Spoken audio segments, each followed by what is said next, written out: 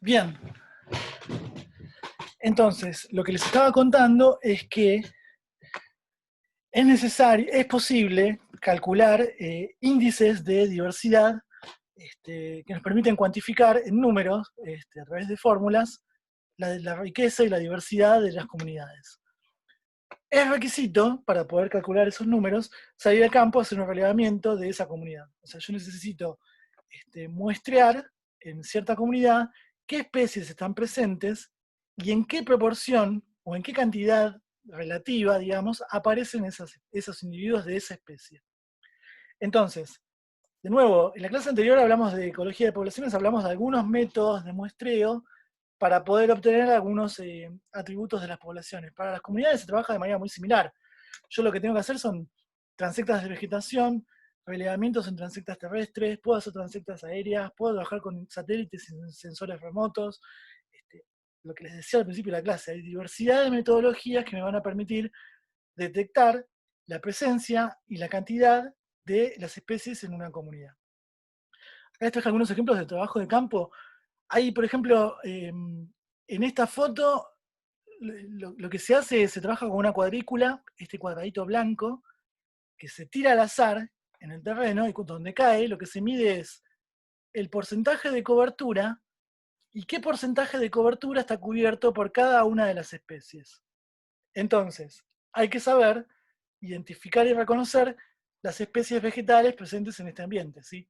O sea, cuánto, por ejemplo, lo que uno hace es mirar la cuadrícula y es de la superficie total de este cuadro, cuánto es, por ejemplo, del coirón, que es esto amarillo que se ve acá.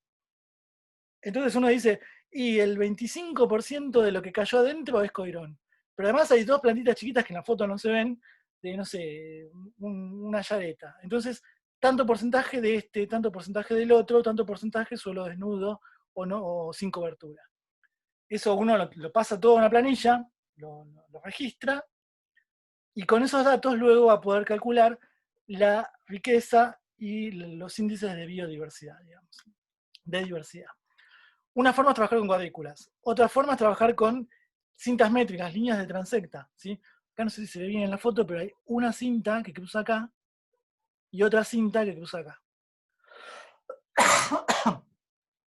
Básicamente uno lo que hace después es, con una varilla, con un palito, va avanzando de a 10 centímetros o de a 50, o depende del tipo de diseño de muestreo que esté haciendo, toca la varilla donde cada 50 centímetros y se fija qué planta toca con la varilla, con la punta de la varilla. Anota en la planilla, como está anotando ella, qué especie es, y uno lo que va haciendo es, si la cinta tiene 50 metros, uno tiene 100 puntos donde bajó la varilla y se fijó a ver qué había en ese punto, qué planta tocó. Entonces uno arma una planilla donde va a estar registrado cada uno de los 100 puntos donde bajó la varilla y tocó una planta. ¿Qué planta es? ¿Sí? Es muy importante saber, digamos, de plantas para poder identificarlas ahora. Nosotros queremos saber qué especies son, porque después vamos a calcular el índice de riqueza o de diversidad que uno requiere saber qué especies son, digamos. Otra forma son relevamientos terrestres en vehículo. Uno también se desplaza a lo largo de caminos, de transectas, y va contando lo que va viendo. Puede contar, no sé, uno puede ir llevando digamos, el registro de mamíferos, aves, mamíferos nocturnos, se hace la transecta esta de noche, mamíferos diurnos, camélidos. O sea, acá en esta foto estamos contando camélidos, por ejemplo. Entonces, como que cada uno, en función de la pregunta que tenga, hace un relevamiento específico, digamos. Y este es el esquema, digamos, de lo que sería una transecta. O sea, esta línea que se ve en la foto de arriba podría ser esta línea de acá. Y uno lo que hace es ir viendo qué plantas tocan esa línea de transecta. Estos son, digamos, ejemplos de formas o de métodos de relevamiento a campo para estudiar qué especies están presentes y en qué cantidad están presentes, ¿sí? Entonces, a modo de ejemplo, uno lo que hace es llena su planilla y tiene de la comunidad 1 la especie 1, 2, 3, 4, son especies, por ejemplo, de plantas distintas.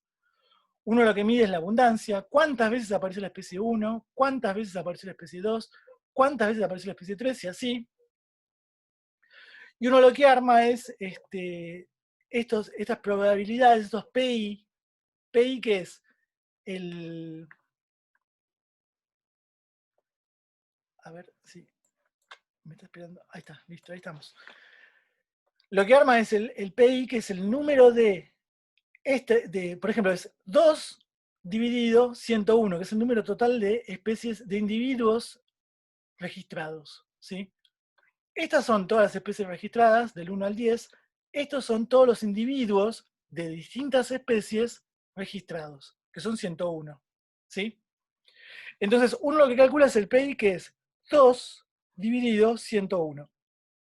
2 dividido 101 me da 0,02, 4 dividido 101, 0,04, 5 dividido 101, 0,05, y obteniendo estos números. Esto es un número de abundancia relativa. Luego uno calcula esto, el logaritmo natural del PI por el PI, o sea, no importa esto, es una expresión matemática que me va a permitir llenar esta ecuación, y voy calculando todos estos números, luego los sumo y obtengo la sumatoria, que es esta. ¿Sí? Y este número es el índice de Shannon, ¿sí? Lo que me está diciendo acerca de la riqueza de la diversidad, digamos, de esta comunidad, de la comunidad 1, ¿sí?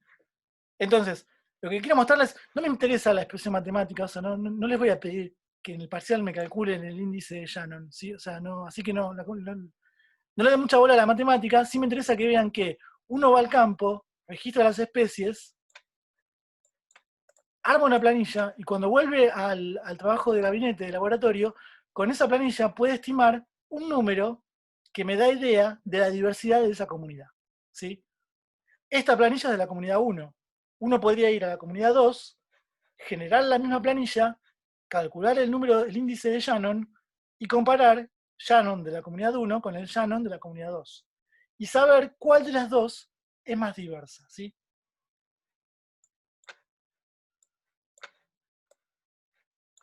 Bueno, esto básicamente era, más que nada lo que me interesa de que se entienda es que existen métricas, existe matemática para calcular la diversidad de una comunidad. ¿Y cómo se puede calcular? Así, al campo, tomar datos, reconocer especies, contar cuántas especies hay, armar estas planillas, volver al gabinete o al laboratorio, analizar los datos y obtener con estas fórmulas estos números. Yo les mostré el índice de Shannon, que este mismo es el que les mostré 2 diapositivas atrás.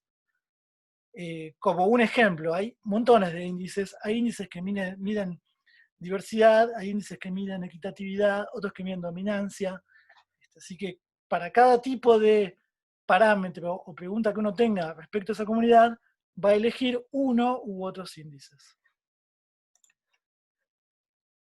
Esto ya lo dijimos, no hay nada nuevo. Si dos comunidades tienen la misma riqueza, es más diversa aquella que es más equitativa. Si yo estoy comparando dos comunidades que tienen exactamente la misma cantidad de especies, ¿sí? Por ejemplo, no sé, la comunidad A tiene 20 especies, encontré. Fui a hacer el relevamiento a campo y pude detectar 20 especies. Voy a la comunidad B y detecto otras 20 especies. En riqueza son exactamente iguales. El número total de especies de A y de B es 20. Entonces yo no puedo decir que una es más diversa que la otra porque tiene el mismo número de especies.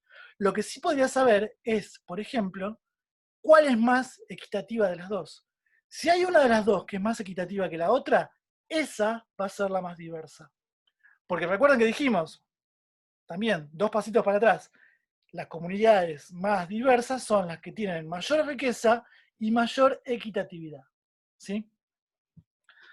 Ahora, el ejemplo contrario sería, si dos comunidades son igualmente equitativas, o sea, tienen igual distribución de las abundancias relativas de cada especie, va a ser más diversa la que tenga mayor riqueza, o sea, la que tenga mayor número de especies en esa comunidad.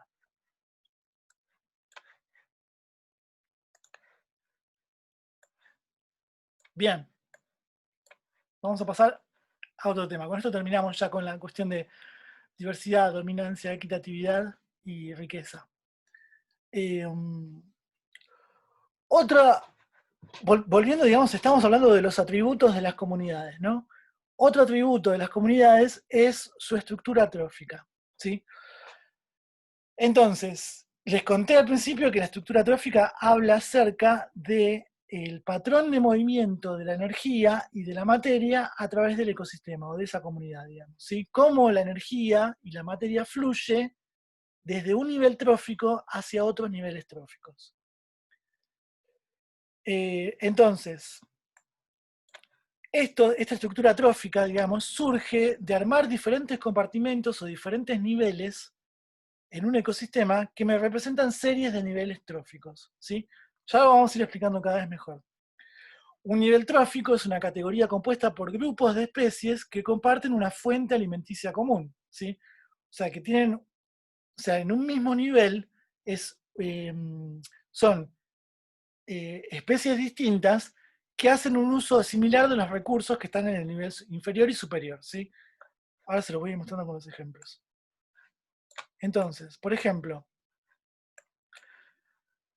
en esta estructura trófica, que es una red trófica, porque hay diferentes interacciones entre quién se come a quién en diferentes especies de una comunidad, lo que vemos es que tenemos un nivel que está determinado por autótrofos vegetales, que es el nivel basal, digamos, y o sea, no es casual que estén todos en una misma línea, ¿no? Estén ordenados, las plantas abajo, estos que siguen, consumidores primarios, están en una misma línea, estos que son secundarios en una misma línea, y estos están en otra misma línea, ¿sí? Porque cada una de estas líneas horizontales me va a estar determinando, me está dictando un nivel trófico, ¿sí? Este es el nivel trófico 1, el de los productores, consumidores primarios, secundarios y terciarios, ¿sí? Entonces, esta estructuración por niveles, por estantes de niveles tróficos, me determina una estructura trófica general de una comunidad o de un ecosistema, ¿sí? Entonces, las flechas lo que unen es me están diciendo quién se come a quién, ¿sí? Este insecto, coleóptero, se alimenta de esta planta y al mismo tiempo este insecto es fuente de alimento de este pájaro puede ser consumido por este otro pájaro, ¿sí? Y ahí termina, perdón, por cualquiera de los dos, acá también hay una flecha, ahí termina esta línea trófica, ¿sí? Esta línea trófica no está aislada, sino que se relaciona con esta otra, donde esto es ítem de este reptil, que es fuente, perdón, esto me parece que es una lombriz, no es una víbora. Esto es fuente de alimento de este anfibio es fuente de alimento de esta ave, y nadie más se come, así acá, perdón, que es fuente de alimento de este otro, ¿sí? Entonces, esto es otra línea trófica con 1, 2, 3, 4 niveles. Este tiene 1, perdón. Este tiene 1, 2, 3, 4 niveles. Este tiene 1, 2, 3, 4 y este tiene 1, 2, 1, 2. Este termina acá, ¿ven? Esta planta es fuente de alimento de este marsupial. Este marsupial, a este marsupial no se lo come nadie, ¿sí?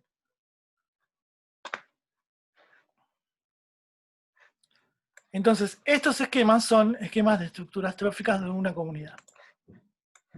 O sea, ahí se los mostré con los dibujitos de los animales.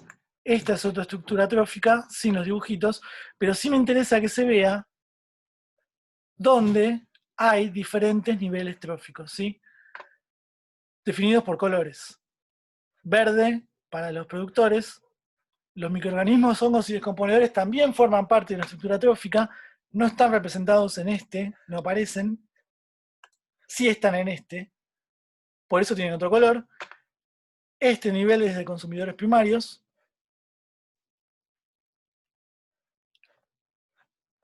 Y estos niveles son de consumidores secundarios superiores. Perdón, acá hay algo que está raro con los colores, no me acuerdo qué hice. Porque no coinciden los colores de los ratones y el zorro y el oso hormiguero. Eh,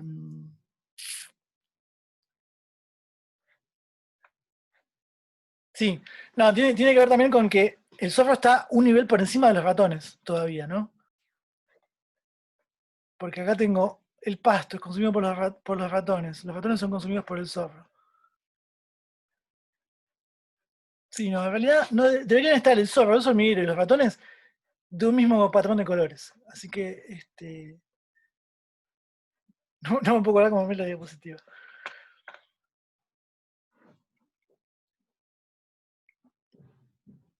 Sí. En este esquema es pasto y árboles verdes, conejo y hormigas fucsia, del color que están, zorros, hormigueros y ratones grises o de un mismo color todos.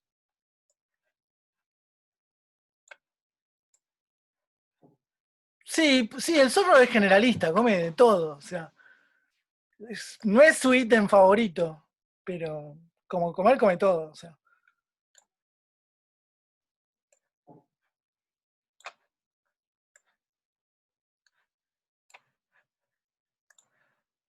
Bien, otra forma de representar la estructura trófica es ahora sí considerando el flujo de materia y energía del que estamos hablando, ¿sí? Entonces, tengo de nuevo mi estructura trófica, donde tengo en un nivel basal los productores primarios, autótrofos, los vegetales, los fijadores de energía, en un nivel que sigue los consumidores primarios, secundarios, terciarios y cuaternarios. Lo que estoy viendo es que las plantas, acá volvemos a la teórica de fotosíntesis, fijan materia usando energía del sol, ¿no? Esa materia orgánica que fijan va a ser la que consumen los consumidores primarios, que al mismo tiempo van a fijar materia y van a ser consumidos por secundarios, y van a ser consumidos por terciarios, y van a ser consumidos por cuaternarios. En el pasaje de un nivel trófico al nivel trófico que sigue, tengo una disipación de calor, una pérdida de energía que es producto de la ruptura de enlaces en el metabolismo, ¿sí? Entonces, tengo energía que se pierde, que se disipa, ¿sí? Al mismo tiempo, lo que estamos viendo es que de un nivel trófico al otro, cada vez pasa menos energía, se va perdiendo, ¿sí? Se va disipando, y es como que un consumidor primario puede hacer un uso reducido y limitado de la energía disponible en un productor primario. Un consumidor secundario puede hacer un uso limitado y reducido de la energía disponible en un consumidor primario, ¿sí? O sea, los consumidores no son 100% eficientes, o sea, de toda la energía disponible no pueden usar toda la energía que consumen. Entonces, ven que en cada escalón, en cada paso, en cada salto de nivel trófico, lo que voy viendo es que cada vez pasa menos energía. Esta es energía química, energía contenida en la materia, ¿sí? Hay una, ¿no? una eficiencia, digamos, reducida en el aprovechamiento de la energía, y además hay pérdidas en forma de calor, ¿sí? ¿Qué pasa con la energía que van almacenando los consumidores? Esa energía, finalmente, es fijada en el suelo o perdida como calor por los descomponedores, ¿sí? Entonces, toda esta energía acumulada como energía química en los diferentes niveles tróficos, luego será vuelta al, digamos, al ciclo, a formar parte, digamos, del sustrato orgánico, gracias a los descomponedores, hongos, bacterias y otros descomponedores. Y partes, además, se van a perder como calor, ¿sí? Entonces, esto es lo que me está diciendo las relaciones tróficas y las estructuras tróficas de los ecosistemas y las comunidades. Cómo fluye la materia y cómo fluye la energía.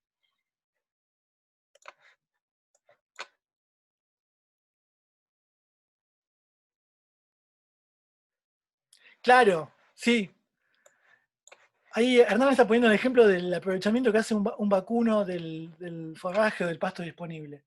O sea, la vegetación tiene una cantidad de energía que es completamente mensurable, es calculable, ¿no? Uno lo que hace es ver cuántas kilocalorías por gramo hay disponibles en la vegetación. Un herbívoro que se alimenta de esa vegetación no puede hacer un uso del 100% de esa energía disponible. Entonces tiene cierto límite de eficiencia.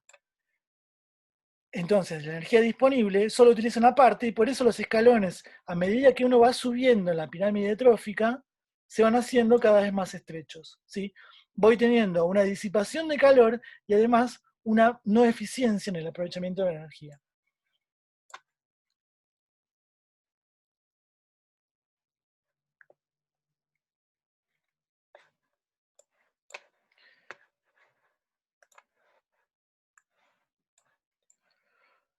Otro atributo del que les hablé es acerca de cómo es la estructura de gremios de una comunidad, ¿sí? Las comunidades tienen gremios y los gremios son grupos de especies que utilizan los mismos recursos de forma similar, ¿sí? O sea, por ejemplo, yo acá les puse el gremio de los carroñeros. O sea, si yo miro esta foto, veo jotes, cabeza negra, caranchos, y no me puedo dar cuenta, esto no me acuerdo si la puse porque era un cóndor o no, no sé, se ve como una mancha negra. Supongan que esta mancha es un cóndor, ¿sí? Entonces tengo una, dos, tres especies distintas. Podría haber además, en esta foto no aparece, un chimango, podría haber además un zorro o un peludo, digamos una mulita, o sea, que también son carroñeros. Entonces, quiere decir que son ensambles de diferentes especies que hacen un uso similar de los recursos, ¿sí? Forman, o sea, el gremio, digamos, el gremio de los carroñeros. Uno cuando habla del gremio de los camioneros, son todos camioneros. Estos son carroñeros, son todos carroñeros. Hacen el mismo tipo de rol ecosistémico y hacen el mismo uso de los recursos, ¿sí? Entonces, la foto de al lado lo mismo. O sea, tengo dos especies, podrían ser más, que forman parte del gremio de los carroñeros. Uno podría hablar del gremio de los insectívoros, por ejemplo, el gremio de los granívoros.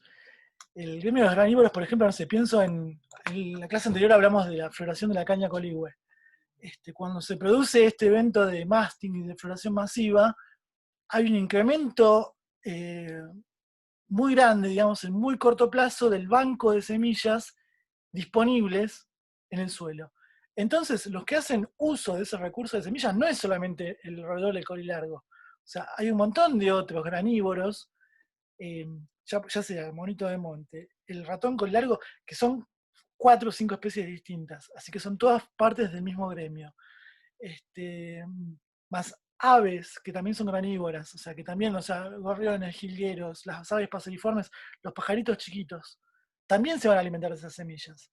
Entonces, es todo un ensamble, todo un conjunto de especies distintas que hacen uso del mismo recurso, ¿sí? Eso es un gremio. En una comunidad existen los gremios.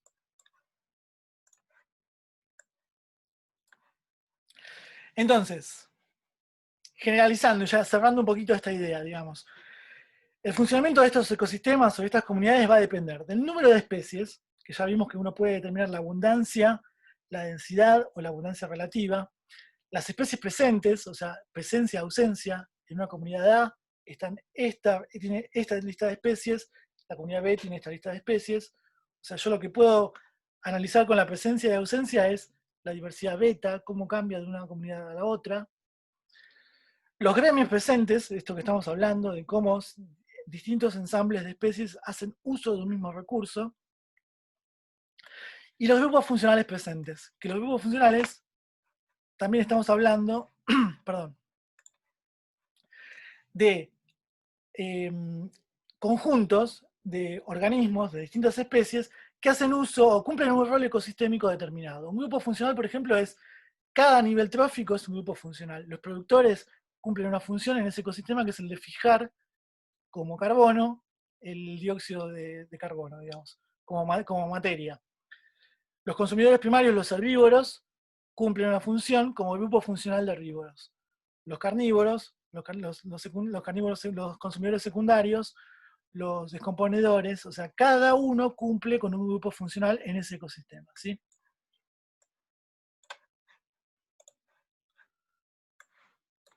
Bien. Otro tema importante que por ahí es también como para agregar ahora es cómo definimos los límites de una comunidad, dónde empieza y dónde termina otra comunidad. Entonces, acá es como los criterios dependen de quién esté estudiando o considere esta comunidad, ¿no? Uno puede decir, por la ubicación en mapas de distintas comunidades. Uno mira un mapa y dice, bueno, en la parte acuática, donde está el agua, yo tengo una comunidad acuática, donde tengo el totoral, por ejemplo, o el juncal, tengo otra comunidad de especies asociadas a ese tipo de ambiente, o donde tengo el pastizal, tengo otra comunidad, donde tengo el bosque, tengo otra comunidad. Ven como el criterio acá tiene que ver con las formas de vida o las especies dominantes vegetales, ¿sí?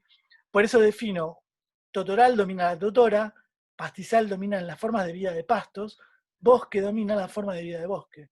Entonces, un criterio para ubicar en el espacio las distintas comunidades es siguiendo las formas de vida de la vegetación. Uno posible, ¿no? O sea, otra forma es definir diferentes comunidades donde empieza y termina una comunidad siguiendo algún tipo de gradiente. Y esto también lo hablamos, o sea, hablamos de, por ejemplo, un gradiente de altura versus un gradiente de humedad. Entonces, estas mismas comunidades pueden definirse armando intervalos en cada uno de los gradientes.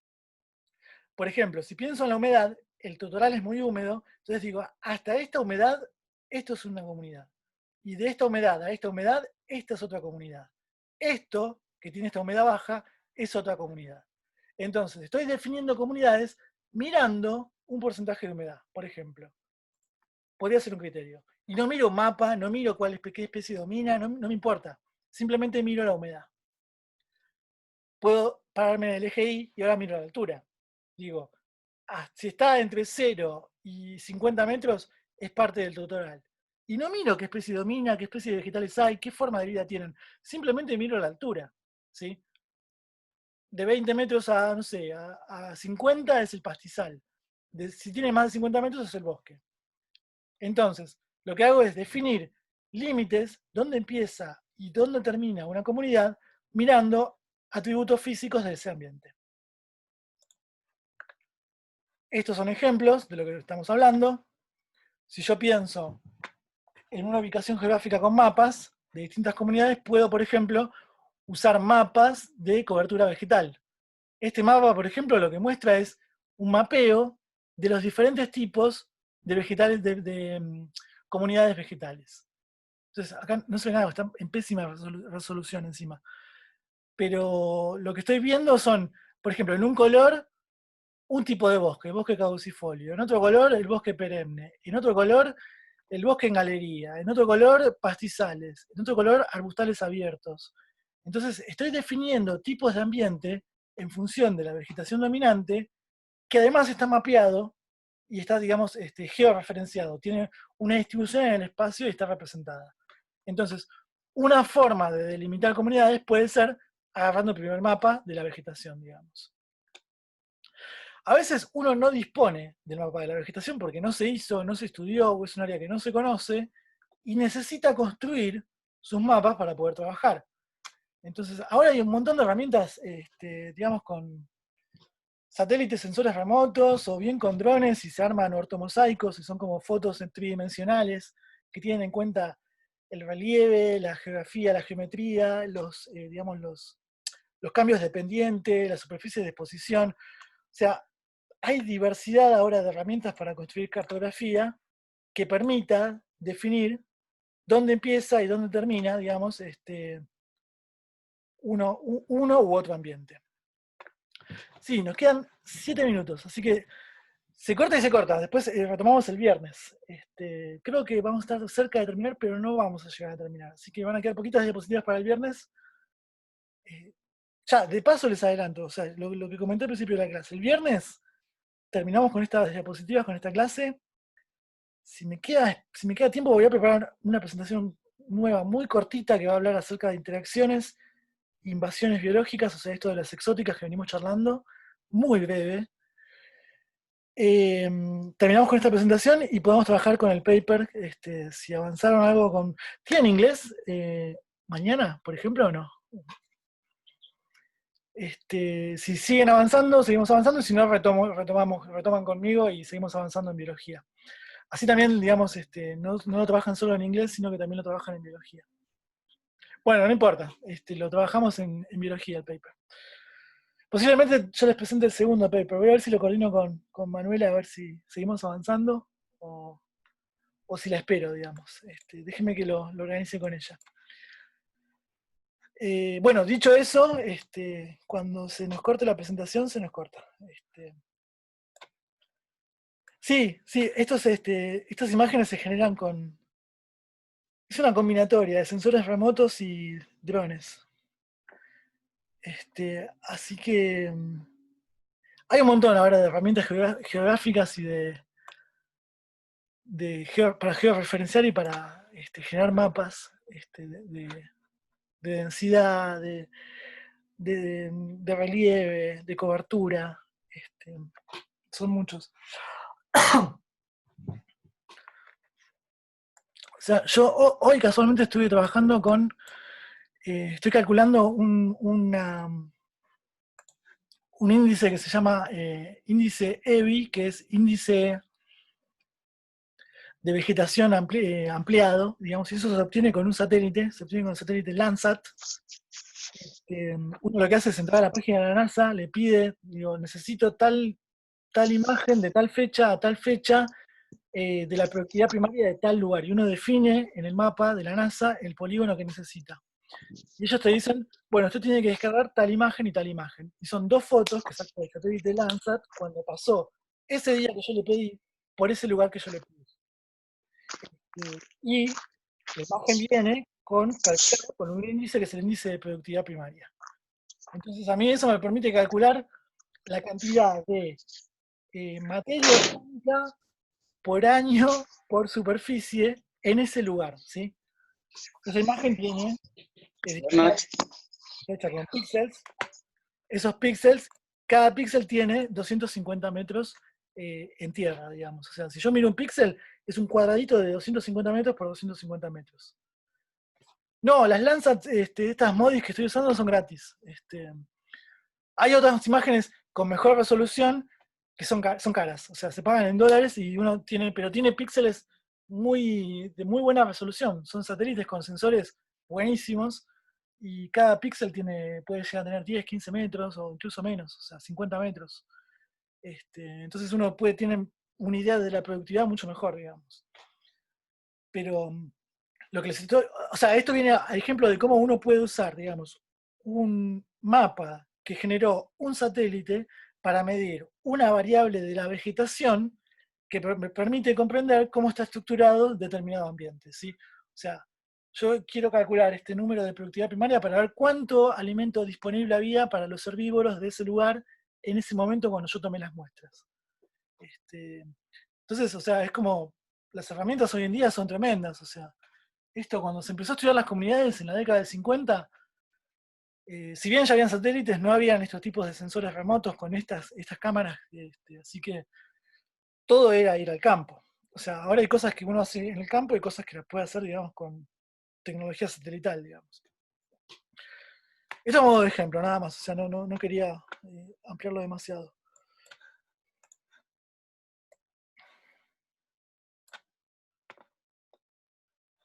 Claro, sí, sí. De todas formas también, o sea, lo correcto es cuando uno trabaja ahora con sensores remotos y con GIS, es ir al campo y hacer una validación, ¿no? Porque muchas veces uno lo que está midiendo con el satélite tiene que estar seguro de que es exactamente lo que está midiendo, lo que hay en el campo, ¿no? O sea, así que en definitiva uno usa la combinatoria de las dos metodologías. O sea, le pido las imágenes a la NASA, calculo los índices de productividad con satélite, pero también es conveniente ir al campo y hacer las transectas de vegetación y ver que la cobertura esté bien y que esté todo bien calibrado, y que me coincida lo que me dice el satélite con lo que me dice el campo en terreno, digamos. Genial, buenísimo, buenísimo. Zarpada herramienta esto del GIS, o sea, esto que está contando Hernán es GIS son sistemas de información geográfico, esa es la sigla, digamos. Enseña a usar, digamos, todos estos programas y herramientas de uso geográfico. Chicos y chicas, se corta, queda menos de un minuto. No voy a seguir hablando, así que simplemente voy a despedirme. Nos vemos el viernes a las 5 de la tarde y seguimos acá donde dejamos. Así que suerte, nos vemos el viernes. No, gracias a ustedes por la atención. Disculpen la desprolijidad de los cortes y estas cosas. Así que sí, dale. Nos vemos, Abel, nos vemos, Lautaro. Seguimos el viernes. Les subo después los links de los videos con las clases. Chao, Carlos, saludos. Así después les queda todo. Saludos, saludos, nos vemos. Nos vemos, saludos.